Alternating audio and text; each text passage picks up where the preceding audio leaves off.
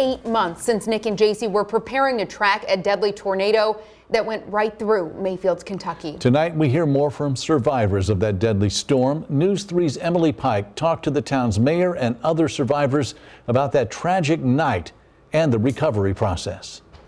When we were watching the news for a couple minutes on Facebook, it said that it would be catastrophic, life-changing.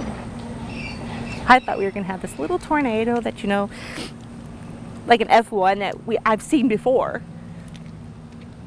No.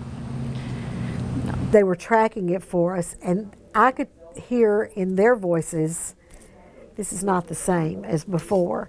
Mayfield Mayor Kathy Onan took shelter in her home, a half-mile from the candle factory. I heard it. I just kept waiting to hear broken glass and tree limbs hitting, and I thought foolishly, well, maybe it just picked up and went over our downtown. But it wasn't 2 minutes before the fire chief called and said, it's bad, it's bad. Danielle Ford lives in Mayfield, where she and her sons worked at the candle factory. I was getting ready to go to work. She decides to stay home after her son Christopher skips school, a decision that would save her life. Somebody just made a statement on Facebook that the tornado had hit the candle factory. The tornado now taking aim and coming towards Ford. I remember sitting in the hallway with my son. It sounded like a train going by. You could feel the house and hear the windows. That's when her other son, Dakota Hawkins, arrives after having been to the factory and seeing the damage. And he cried. And I held him while he cried because he could hear people screaming for help. And there was nothing he could do.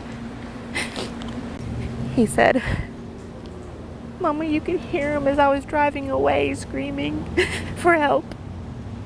Friends of the mother and son trapped inside. I started coming through town and the sparks were flying everywhere. One of my buddies called me, finally got a hold of him.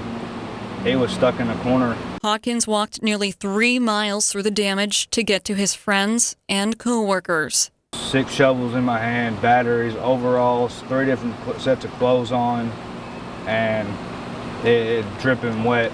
8 people died within the candle factory, including several friends of Ford and Hawkins. One of my buddies that I worked with, I called him Grandpa, and he taught me everything from the day I got out of high school to that night when he told me he loved me. If he didn't make it out, it hit me the most. Because that night, 12 o'clock that day, my best friend called me and said he didn't make it. A forklift fell on top of him. From the loss, the community continues to grow back. There's still people nowadays that are still here every day within to help somebody out. Immediately, the people of this town hopped to it and did what we always do, is help each other out. It doesn't seem like it's been that long. Our town is we're getting there. We're getting there. But there was a lot of loss. In the center of town, 23 trees have been planted to stand tall for the 23 lives lost.